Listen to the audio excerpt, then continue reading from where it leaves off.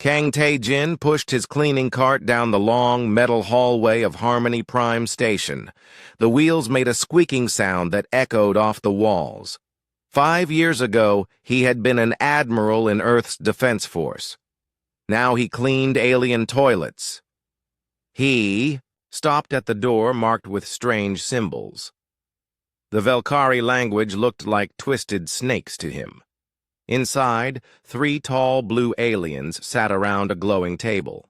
They were twice as tall as humans, with long, thin arms and faces that never showed emotion. When they saw Tae-jin, they started talking in their own language and laughing. "Look, the little human comes to clean our mess," one of them said in broken English. "Be careful not to break anything, primitive." Tae-jin said nothing. He had learned that talking back only made things worse. He started emptying the waste bins while the aliens watched him like he was some kind of animal in a zoo. This was how life worked on the station. Humans did all the dirty jobs. They cleaned, carried heavy things, and fixed broken machines. The aliens called it finding your proper place in galactic society. Tae-jin called it slavery. Down in the research labs, Park So-min was having the same kind of day. She had 3 degrees in biology from Earth's best universities. On Earth, she had been one of the top scientists. Here, she washed test tubes for Dr. Velthar, a Velkari who treated her like a stupid child. "Human So-min," Dr. Velthar said, without looking up from his work. "Clean these containers. Try not to contaminate anything with your primitive hands." So-min gritted her teeth and started washing.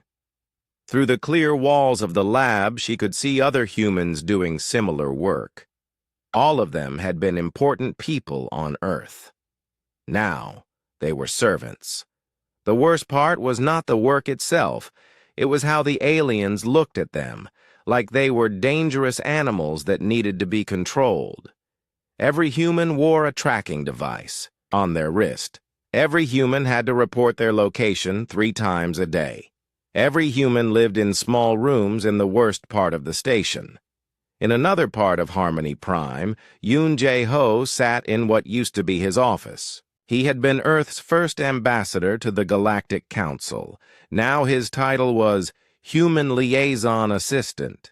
His real job was to smile and nod when aliens complained about human workers.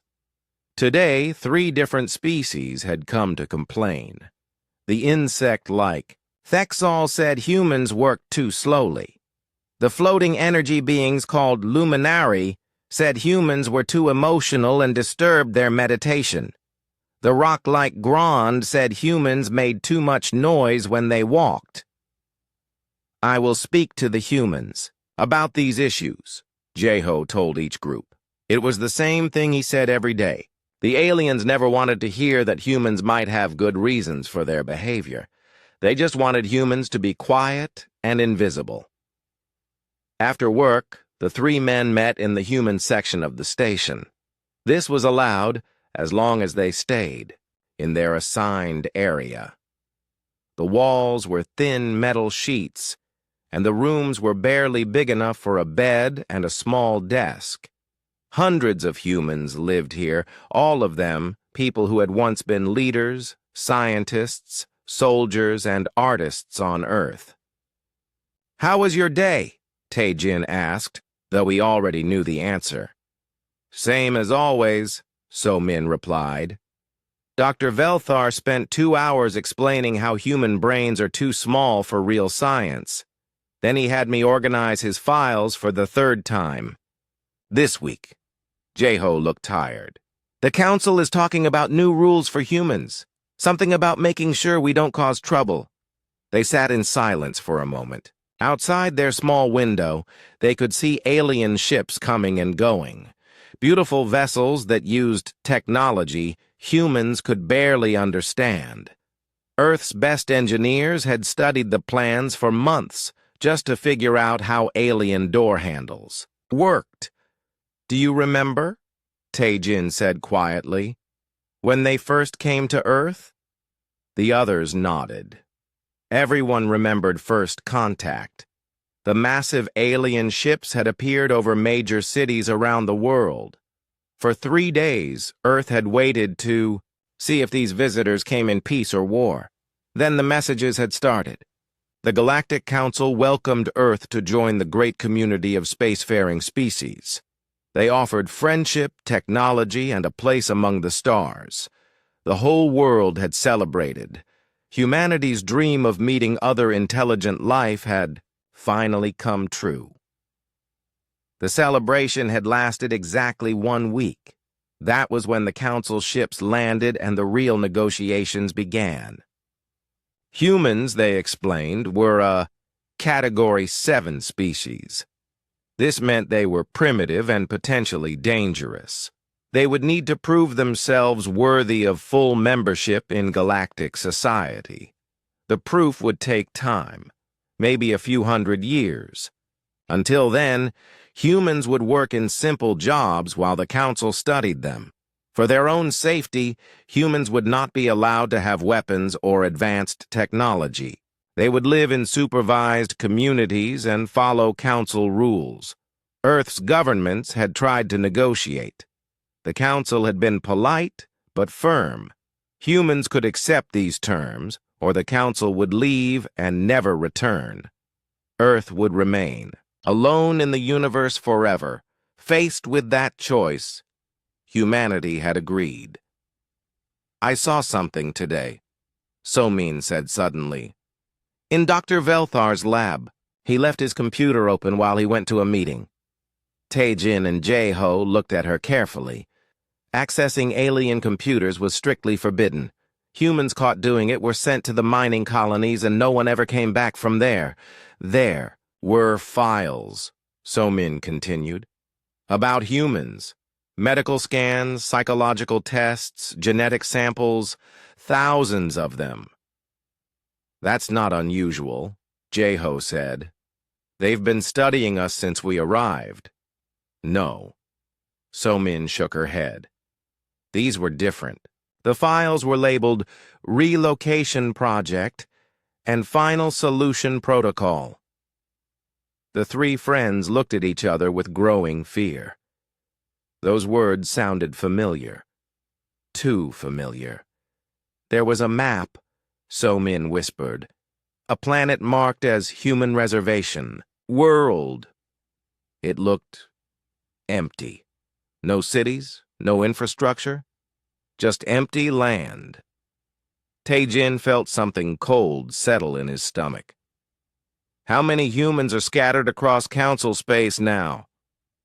"About 50,000, Jae-ho answered, "on maybe 30 different worlds. All of us doing jobs that keep us separated and watched," Tae-Jin said slowly. "All of us living under rules that keep us from organizing or communicating freely." They sat in silence again, but this time it was different. This time, they were thinking. Outside their window, an alien patrol ship drifted past. Its blue lights swept across the human section of the station, counting heads and checking for problems. The ship's crew probably thought they were keeping watch over dangerous primitives. They had no idea that 3 of those primitives were starting to plan. 6 months had passed since Somin discovered the secret files. The human population across Council space had grown smaller. Every week, reports came in about accidents. Humans died in mining explosions. Others got sick from alien diseases. Some simply disappeared during transport between stations. The Council always had explanations. "Unfortunate but necessary sacrifices," they said. "The price of learning to live in galactic society." Kim Hyun-woo knew better. He worked in the mining section of Kepler Station, fixing the giant machines that dug precious metals from asteroids. The machines broke down a lot, usually right before safety inspections. Hyun-woo had started to notice patterns in the failures. Today, he was working alone in Machine Base 7.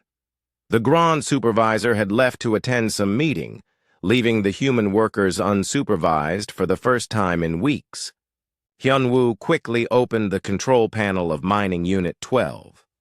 Inside, he found what he was looking for, a small device that didn't belong there. It was designed to cause random system failures during safety checks.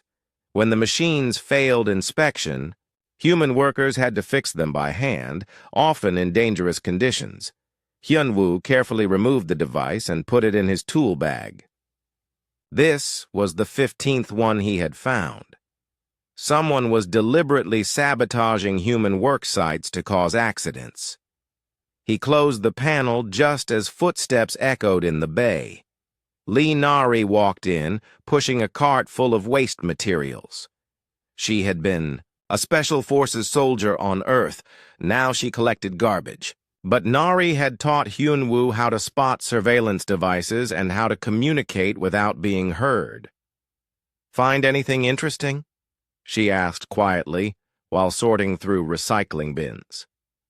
"Same as the others," Hyun-woo replied, pretending to adjust a wrench. "They're not even trying to hide it anymore." Nari nodded. Over the past months, she had been mapping the security systems of every station where humans worked. The aliens were good at building defenses against space pirates and wild animals. They were terrible at stopping people who understood how their own systems worked. "There's news from the communication network," she said. Choi Min-ho broke into another database. Choi Min-ho was 19 years old and worked in the computer maintenance section of Harmony Prime. The aliens thought he was too young and stupid to understand their technology. They were wrong. Min-ho could hack systems that had been secure for thousands of years. 3 days later, Min-ho sent a message through the secret network he had built.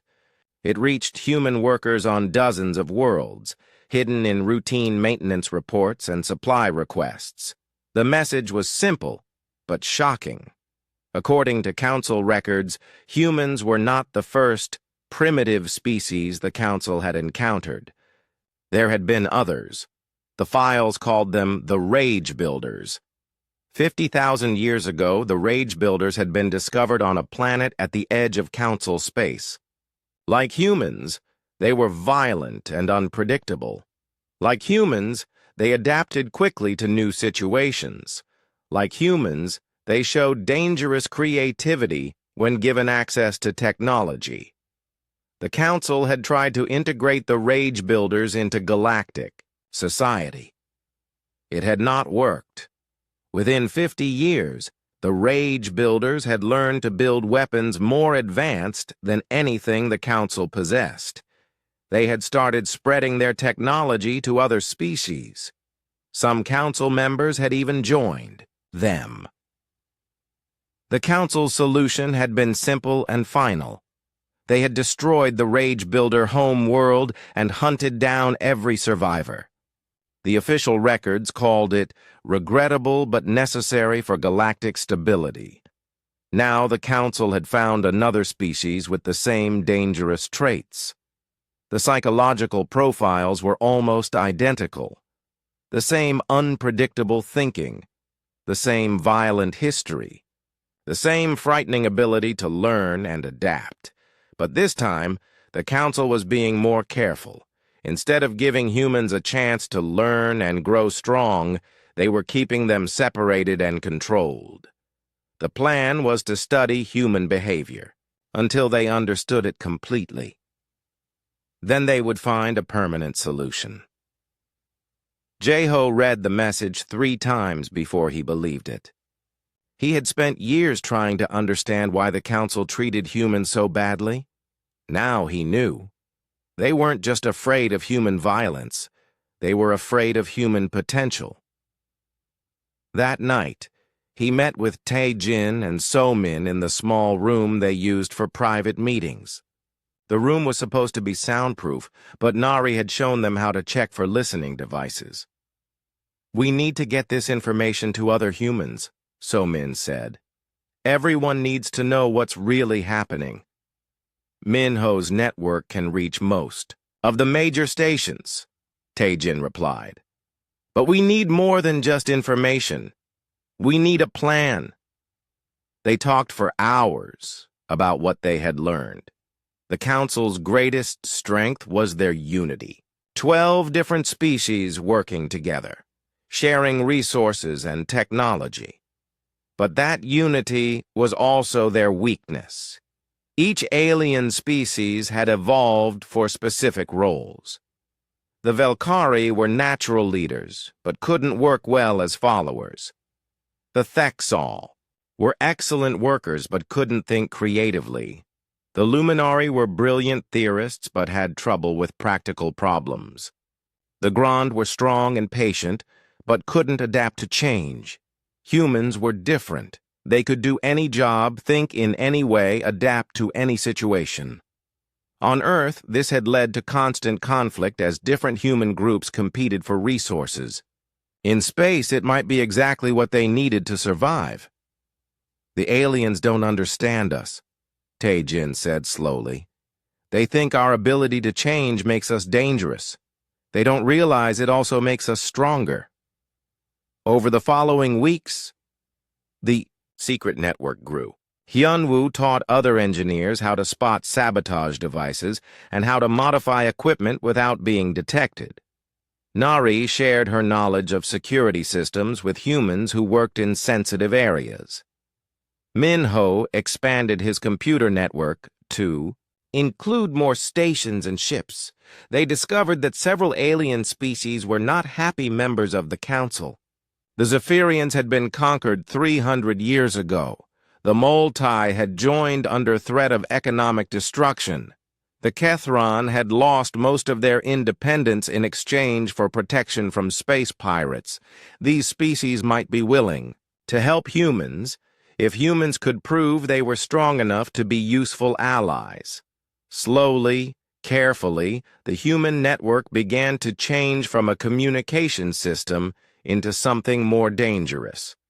They started sharing technical knowledge about alien weaknesses. They began coordinating their activities across multiple worlds. They started planning for the day when hiding and watching would not be enough. The aliens noticed none of this. To them, humans were still just primitive laborers doing simple jobs. They saw what they expected to see: a defeated species learning to accept their proper place in the universe. They did not see the intelligence gathering that happened during routine maintenance. They did not notice the weapons being built from mining equipment and cleaning supplies. They had no idea that their own computer systems were being quietly mapped and infiltrated. Most importantly, they did not understand that humans had learned the most important lesson of their new life in space: the Council's peaceful Galactic. Civilization was built on a lie. It was not peace. It was the silence of the conquered and the oppressed, and humans had never been good at staying silent for long. 1 year after the discovery of the Rage Builder files, the human resistance had grown into something the Galactic Council could never have imagined. What looked like scattered groups of primitive laborers was actually a sophisticated network that reached every corner of Council space. Bae Sun-woo coordinated the network from his position as a maintenance supervisor on Trade Station Gamma. To the aliens, he was just another human keeping their machines running. In reality, he was a former military strategist who had helped plan Earth's defense against possible alien invasion. Now he used those same skills to plan something much more ambitious. Sun-woo's office was in the maintenance section, surrounded by the constant noise of machinery. It was the perfect place for secret meetings. The aliens avoided the area because of the smell and noise. They had no idea that humans had turned the entire section into a command center. Today, Sun-woo was meeting with representatives from 12 different stations. They had all found excuses to be transferred to Trade Station Gamma for routine maintenance training. The aliens approved these transfers because they liked having all the human technicians learn the same procedures. "What's our current strength?" Sunwoo asked Shin-A-Ra, who had become the network's weapons specialist. "We have over 40,000 humans in the network," A-Ra replied. "About 30,000 are in positions where they can access critical systems. The rest are in support roles or gathering intelligence." A-Ra had been a weapons engineer on Earth. Here she worked in industrial recycling, turning alien waste into raw materials. What the aliens didn't know was that she had also been turning their waste into weapons. Every piece of discarded technology was studied, understood, and rebuilt into something that could be used against its creators.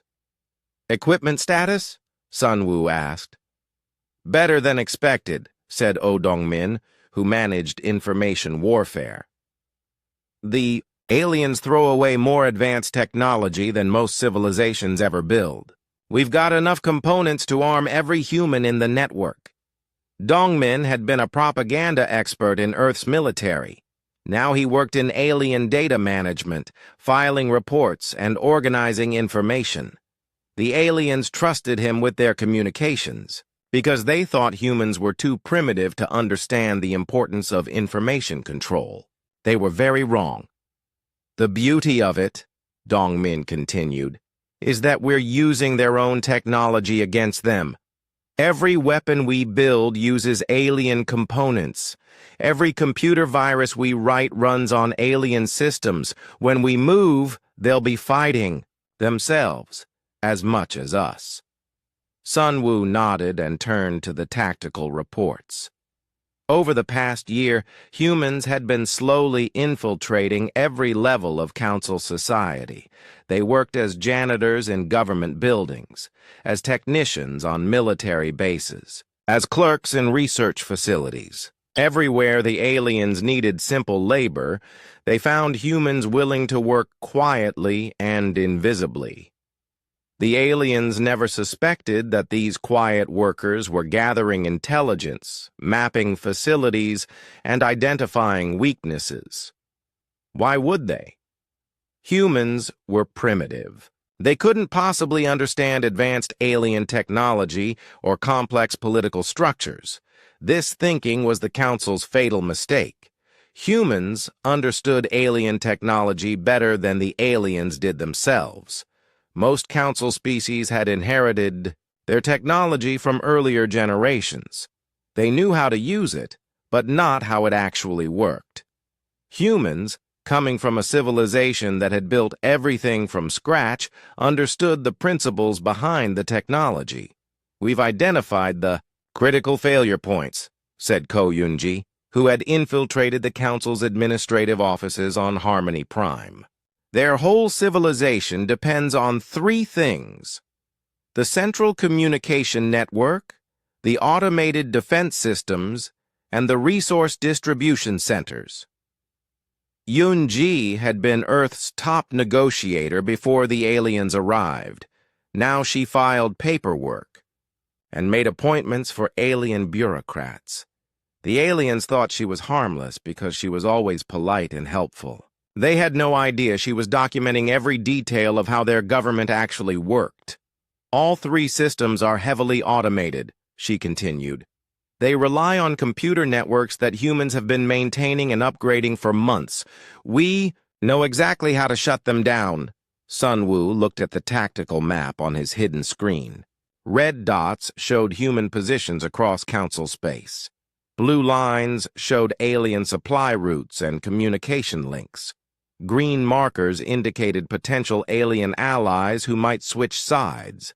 The map showed something remarkable. In just 1 year, humans had gone from being scattered prisoners to being an invisible army embedded in the heart of alien civilization. They were like antibodies in the Council's bloodstream, undetected, but ready to act. "What about alien resistance?" Sunwoo asked. "That's the interesting part," replied Lim Sung-jin, their technology warfare specialist. "Most alien species can't adapt quickly to new situations. They're programmed by millions of years of evolution to follow specific patterns. When those patterns are disrupted, they freeze up. Sungjin had discovered this by accident while working on a Velkari computer system. When the system started behaving in ways the Velkari hadn't seen before, they couldn't figure out how to respond. They kept trying the same solutions over and over, even when those solutions clearly weren't working. Their military training is even more rigid, added Hanbo Young, who had been gathering intelligence on Council defense forces. They've been fighting the same kinds of wars for thousands of years. Formal battles between fleets, with predetermined rules and predictable outcomes. Bo Young worked as a clerk in the military planning office. The alien officers treated her like a piece of furniture, discussing secret strategies right in front of her. They assumed she was too stupid to understand what they were talking about. They have no experience with guerrilla warfare, sabotage, or psychological operations, Bo Young continued. Their idea of military intelligence is counting enemy ships and calculating resource advantages. They don't understand that wars can be won before the fighting even starts. Sunwoo smiled. This was exactly what he had hoped to hear. The Galactic Council had made themselves vulnerable by becoming too comfortable. They had achieved peace by making war impossible for their enemies, not by learning to fight better wars themselves. Timeline? He asked. The reservation planet transport starts in 6 months, Yunji reported. According to the files Minho accessed, they plan to move all humans there over a 3-month period. Once we're isolated on that planet, they'll implement their final solution. The room fell silent. Everyone knew what final solution meant. The same thing that had happened to the Rage Builders 50,000 years ago. Then we move in 5 months, Sunwoo decided. That gives us time to make final preparations and coordinate with our allies. Are the Zephyrians still willing to help? Yes, Bo Young replied. They're ready to provide ships and weapons as soon as we prove we can actually hurt the Council. The Moltai and Kethron are waiting to see what happens, but they'll probably join us if we're successful. Sunwoo looked around the room at his team. A year ago, they had been defeated refugees grateful for any work the aliens would give them. Now they were the command staff of the most dangerous resistance movement in galactic history. The aliens still saw them as primitive laborers. Soon they would learn the difference between primitive and underestimated. Signal all network cells, Sunwoo ordered. Begin final phase preparations. In 5 months, the Galactic Council is going to discover what humans really are. Outside the maintenance section, alien life continued as normal. Ships arrived and departed on schedule. Trade. Negotiations proceeded according to ancient protocols. The great machinery of galactic civilization hummed along smoothly, just as it had for millennia. None of the aliens noticed that the humans maintaining that machinery were making small adjustments. Tiny changes that would be invisible until the moment they mattered most. The countdown to humanity's revenge had begun. The message arrived on every human communication device at exactly 0800 Council Standard Time. It was broadcast across all networks in every human language with a simple announcement that changed everything. Attention all humans in Council. Space.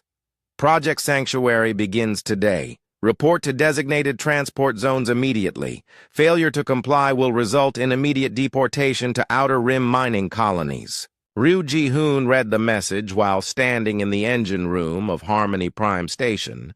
Around him, Velkari engineers were celebrating. Finally, they would be rid of the primitive humans who had been cluttering up their perfect civilization. Ji-hoon had been the head of Earth's Special Operations Command. Now he was officially a maintenance technician.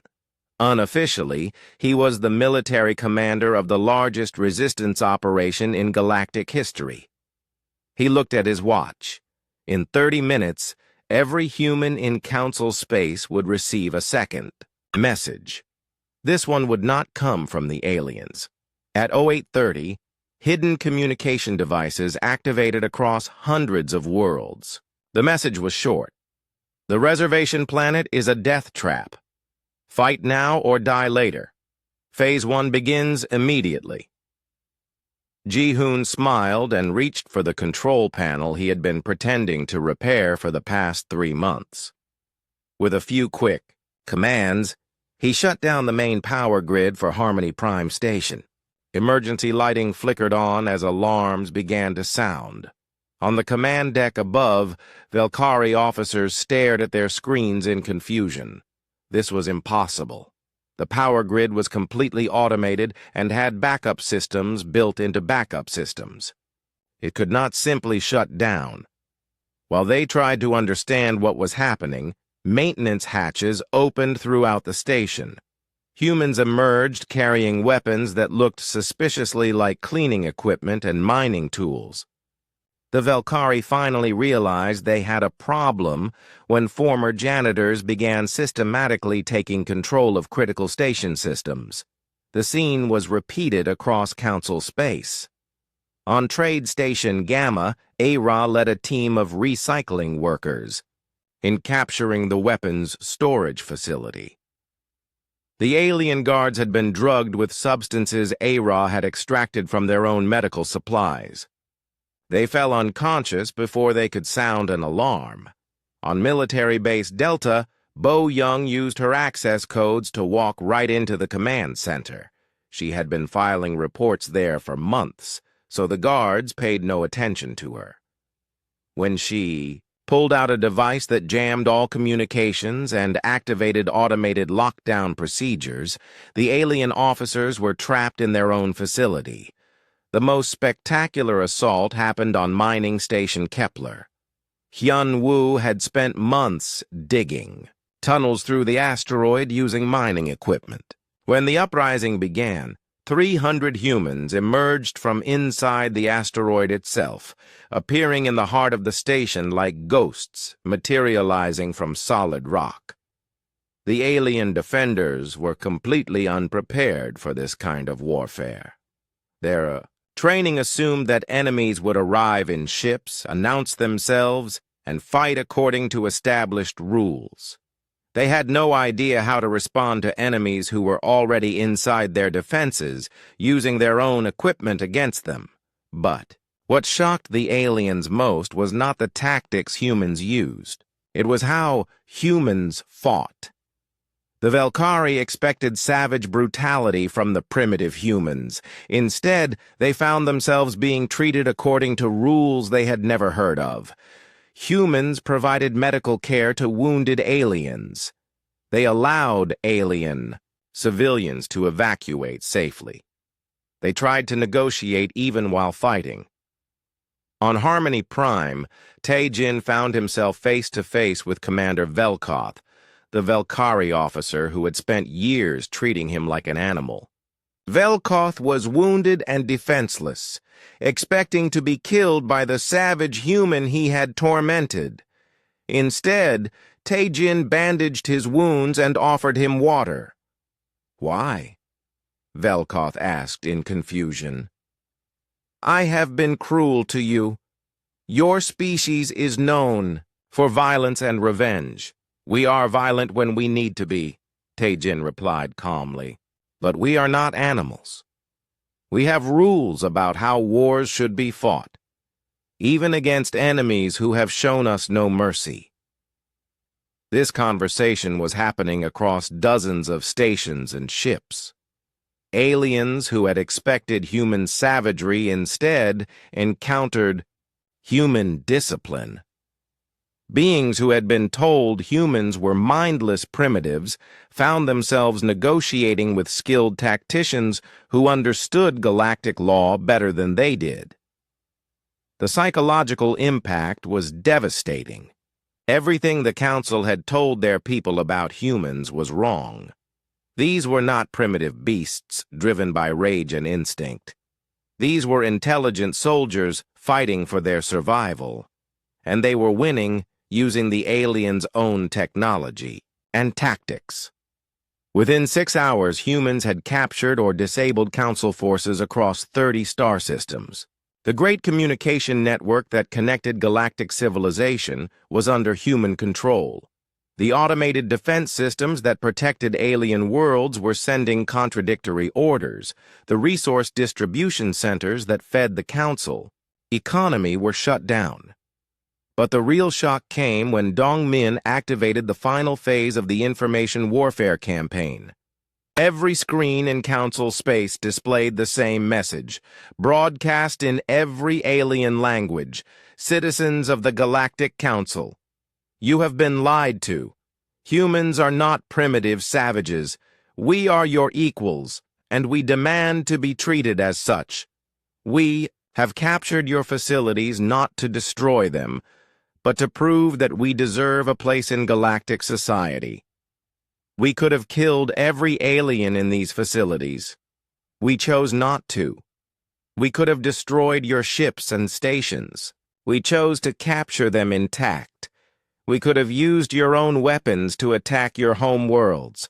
We chose to protect your civilians. This is not revenge. This is justice. We fight not to conquer you, but to earn your respect.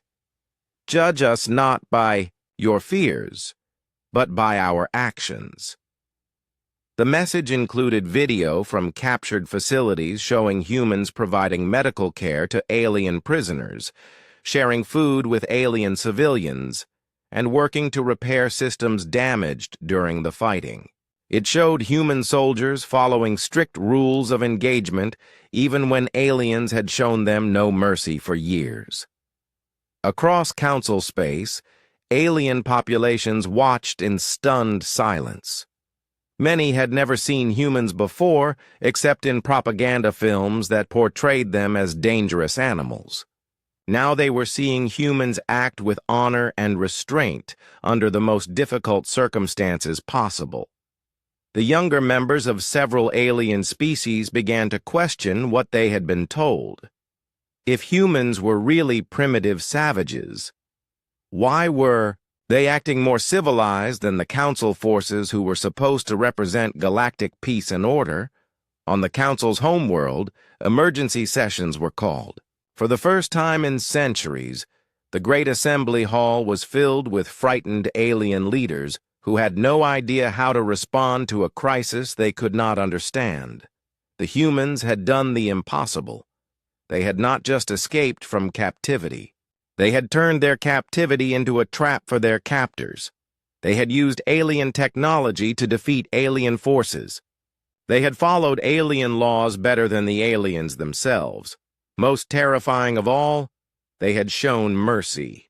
The Council had expected human revenge to be brutal and simple. Instead, it was sophisticated and restrained. The humans had proven they were not the primitives the Council thought they were. They were something much more dangerous. They were equals. 3 months after the uprising, the Great Council Chamber had never seen anything like this. For the first time in galactic history, representatives from a primitive species sat at the negotiating table as equals rather than supplicants, SEO. Jae-sung walked into the chamber wearing a simple black uniform, with no decorations except a small Earth flag on his shoulder.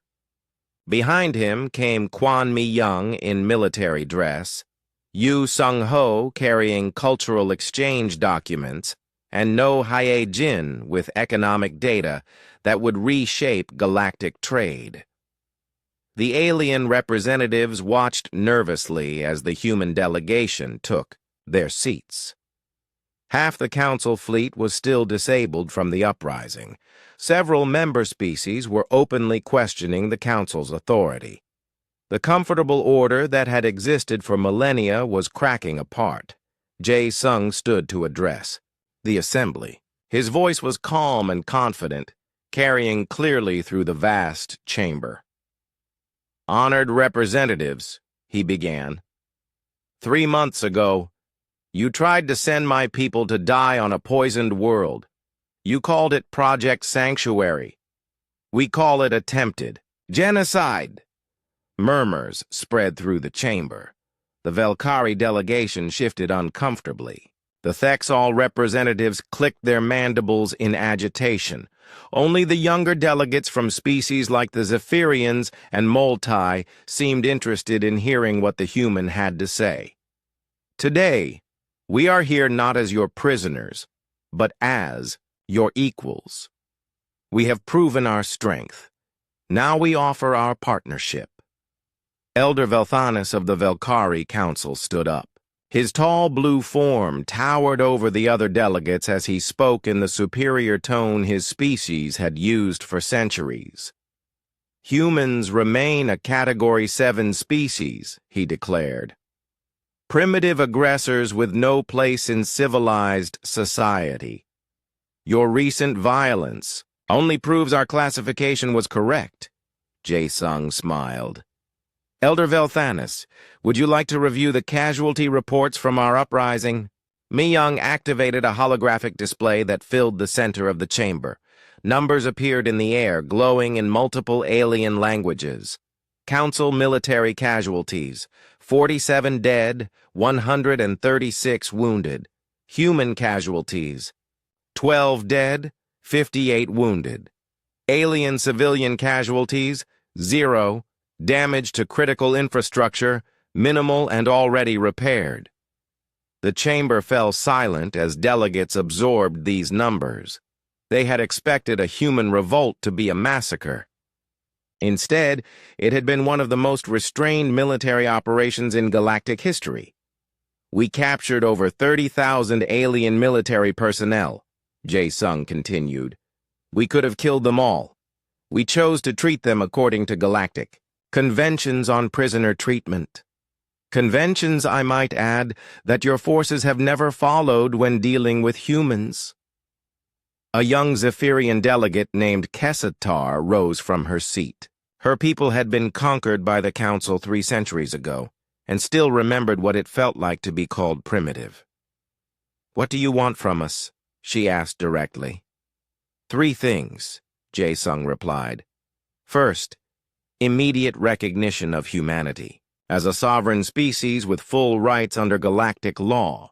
Second, reparations for the damage done to human lives and dignity over the past 5 years. Third, fundamental reforms to prevent this from happening to any other species. Elder Velthanis laughed, a sound like breaking crystal. Impossible. You are 50,000 primitives scattered across our space. We are 12 species with billions of citizens and technology you cannot comprehend. Actually, said Sung-ho, rising from his seat, we are 50,000 humans who have spent 5 years learning your technology, studying your weaknesses, and building relationships with species you have oppressed. He activated another display showing a map of Council space. Red dots indicated human positions. Green dots showed alien allies. Blue lines showed trade routes and communication networks now under human influence. We know how your civilization works because we have been maintaining it, Seong-ho continued. We know which species support the Council because they benefit from it, and which species obey because they have no choice. We know that your great peace is built on the silence of the conquered. The chamber erupted in angry voices. Several delegations began arguing among themselves. The Moltai delegation was having a heated discussion with the Kethron representatives. Young delegates from multiple species were standing up and demanding to be heard. Jae-sung waited for the noise to die down before speaking again. We offer you a choice, he said. You can continue to see us as a threat to be contained, and we will continue to resist until one of us is destroyed. Or you can accept us as partners in building a better galactic civilization. What makes you think you can improve anything? demanded Counselor Thexol Prime, speaking for the insectoid hive mind that controlled multiple worlds. Hye Jin stood up with her economic data. Because we see problems you cannot see. Your civilization has been stagnant for thousands of years. Each species is locked into specific roles by evolution and tradition. Innovation has stopped, growth has ended. You are slowly dying of your own perfection. She activated a third display showing economic and technological development charts spanning millennia. The lines were almost flat for the past 10,000 years. Humans are different, she continued. We adapt. We innovate. We see solutions that work outside established patterns. We can help your civilization grow again, but only if you treat us as equals instead of threats. A new voice spoke from the back of the chamber. It was Commander Rathkar of the Grand Military, a species known for their honesty and directness. The humans defeated us using our own weapons and tactics, he said simply. They showed mercy to their enemies and followed rules of war we had forgotten. They proved they are not primitive. The question is, are we wise enough to admit we were wrong? The debate that followed lasted for 6 hours. Ancient alliances cracked apart as younger generations challenged their elders. Species that had been enemies found themselves agreeing with each other, the rigid hierarchy that had governed Galactic. Politics for millennia began to transform into something new. When the vote was finally called, the result shocked everyone. By a narrow margin, the Council agreed to humanity's demands. Humans would be recognized as equals. Reparations would be paid. Reforms would be implemented to protect other species from the same treatment. But more importantly, something fundamental had changed in galactic civilization. The uprising had proven that the Council's way was not the only way. Other species began to speak up about their own grievances. Young aliens challenged their elders about outdated traditions. Innovation began to flourish as different species started sharing ideas instead of staying in their assigned roles. 6 months later, Tae Jin stood on the bridge of the starship New Horizon, a joint human-alien vessel exploring uncharted regions of space.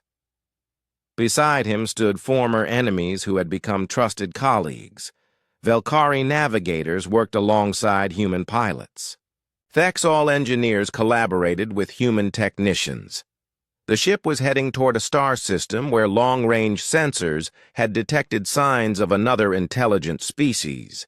This time, first contact would be different. This time, the galaxy's representatives would approach as equals seeking friendship, not superiors offering conditional acceptance. Tae Jin looked out at the stars and smiled. Humanity's revenge had not been the destruction of their enemies.